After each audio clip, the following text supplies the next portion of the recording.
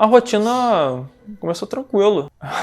Acordava de manhã, fazia meu café, ligava o computador e ia para a reunião, a primeira reunião do dia. E é isso. No início eram flores, era tudo super divertido, porque quarentena não poderia durar 15 dias, né? Tinha que durar 40.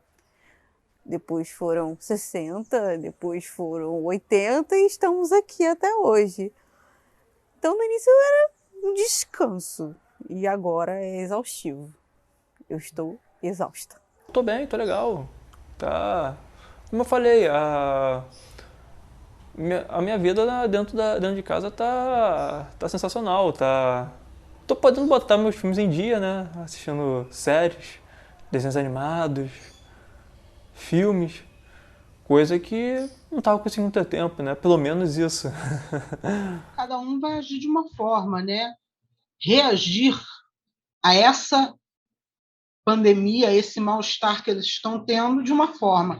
É a subjetividade do ser humano, né? Cada um tem a sua vivência, tem o seu passado, tem a sua história, e através dessa história que eles se constituíram como sujeito e tem a forma de lidar com esse mal-estar. Eu me lembro de quando estourou a pandemia. A gente começou a trabalhar de casa, home office, né? Como chama. Um lado chato é que reunião por videoconferência é direto, né? Não tenho nem, às vezes, espaço para almoçar direito. Bom, esse momento da pandemia deixou uma marca, né? Então isso vai ficar na história. Então isso pode influenciar, inclusive, as próximas gerações. Não só na forma de lidar com o vírus, mas na forma de agir, na forma de acolher o outro, na forma de entender o que o outro está passando. Entende? De lidar com o ser humano, lidar com o próximo. Isso. E também tem uma questão sobre o viver a partir de agora. Como vai ser isso a partir de agora? É inevitável apagar a pandemia. Ela vai ficar.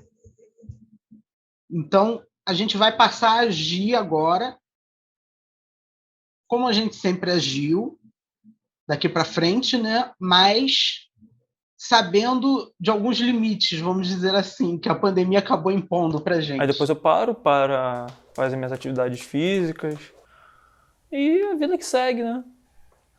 Seguindo a vida dentro de casa, dentro da pandemia. As pessoas trazem, né? Óbvio, a da rotina dela, falam da rotina, mas também tem ali o acontecimento, né?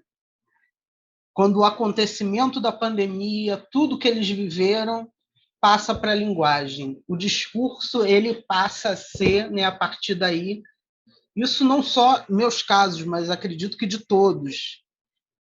Todos os profissionais estão passando por isso, de ter que ouvir, ter que acolher esse discurso do mal-estar que está sendo nessa pandemia. Né? É sempre um desafio, né? Ir fazer compras. Comecei a colecionar máscaras. Tem um bocado de máscaras. Aí cada dia, cada máscara é para um dia diferente. É legal. As idas ao mercado se tornaram o evento da pandemia, né? É o evento. Você se arruma, você coloca um perfume, você se produz para você ir ao mercado, porque é a única coisa que tem para se fazer, né? Então, cada lista de compras é super bem elaborada, às vezes você perde até um tempo a mais no mercado, porque você fica olhando aquelas prateleiras, olhando até ir da farmácia também, para comprar coisas básicas. É um evento. Essa aqui é a rotina. A gente tá no carro, a gente tá indo agora no mercado. Qual é o nome do mercado? Sam's Club. A gente tá indo no Sam's Club agora. Aqui, ó. Máscara. Tudo protegido. Tudo protegido, tô procurando já o álcool, 70 de praxe. É isso, vamos que vamos. Vamos que vamos. Vamos lá. É o evento. E às vezes, assim, eu, pelo menos, eu perco até um tempinho a mais olhando cada prateleira, cada produto, com tanto, assim, com um olhar de saudade, né? Olhando assim como se fosse, nossa, aquele ali é um sapatinho. Aí você olha pro shampoo, entendeu? É o sapato que eu queria comprar. É a comida que eu queria almoçar no restaurante. Você olha aquele setor de congelados assim como se fosse a sua saída, né? Sim, é uma coisa que eu sinto muita falta de viajar, é, passear. É assim muito presente a escuta de um mal-estar,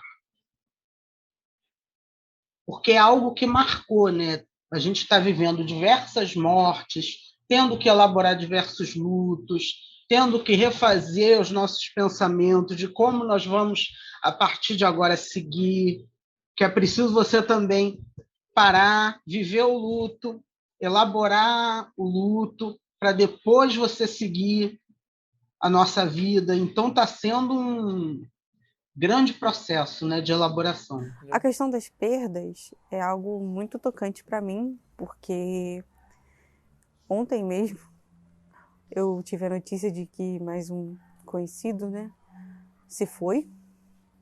Eu perdi muitas pessoas por causa de um cuidado básico, né, que a gente tinha que ter usar máscara, o álcool em gel, ter uma noção de coletividade, né? E é muito complicado para mim você ter a consciência de que você está perdendo pessoas por causa de uma coisa tão básica, ainda mais nesse momento que a gente está vivendo, que é o caminho, né, para vacinação em massa, né? Deveria ser em massa, mas não é.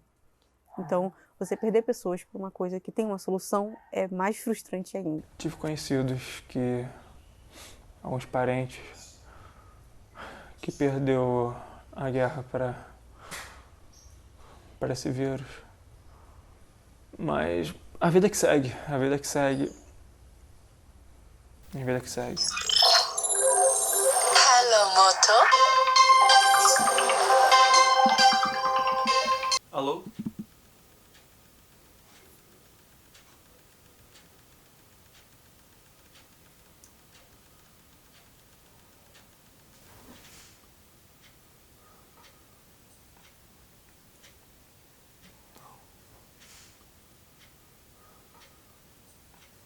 Tem pessoas que chegam no limite, né, e não conseguem passar para elaborar essas mudanças, se adaptar a esse momento.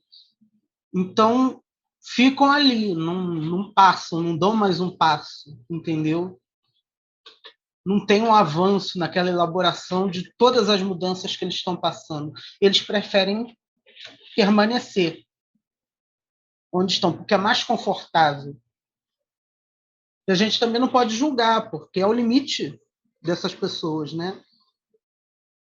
Pode ser a forma que elas têm de encarar, inclusive, a pandemia, que é um grande mal-estar. Só que com o passar do tempo, a gente vai acompanhando o número de mortes crescendo, crescendo e crescendo, e além do mais, a gente vai tendo proximidade, contato com pessoas que foram perdendo a vida por causa da pandemia, por causa disso tudo que a gente está vivendo. Então, é uma situação que me deixa muito angustiada, me dá muita ansiedade. E eu, sinceramente, eu tenho evitado assistir aos noticiários, evitado ler, porque a perspectiva é sempre muito ruim, uma perspectiva muito triste. E sinceramente, eu prefiro evitar agora, nesse momento, por causa da ansiedade que eu desenvolvi e potencializou durante esse período da quarentena. Eu tenho acompanhado as notícias. Tá... É um choque. Toda vez que eu ligo a televisão e vejo o jornal, os números só crescendo e crescendo.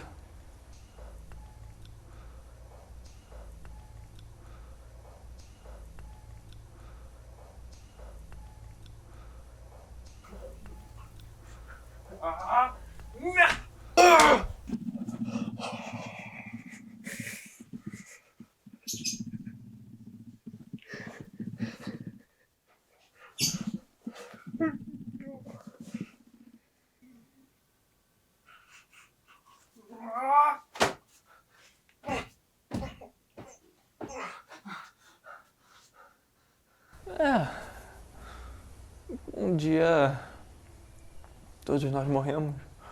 Acho que morrer faz parte da vida, não é? Aí você se cuida, a pessoa não se cuida.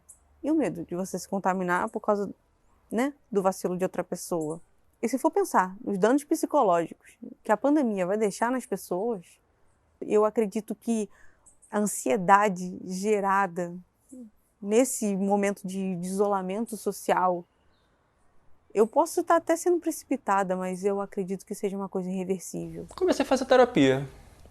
Tá legal.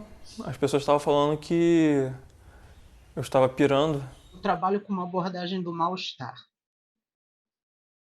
Mas é aquilo, tudo vai ficar bem para quem conseguir, né, alcançar esse bem. Os que vão ficar mal, isso faz parte também, entendeu? Desse processo. Ficar mal significa que você está elaborando aquilo, que está no seu registro, entendeu? Então, faz parte. Daqui para frente, a gente vai se adaptando, né? Como eu já vinha falando, a gente vai se adaptando daqui para frente. A gente tem que seguir todos os protocolos para poder a gente se proteger, né? A gente não pode dar mole.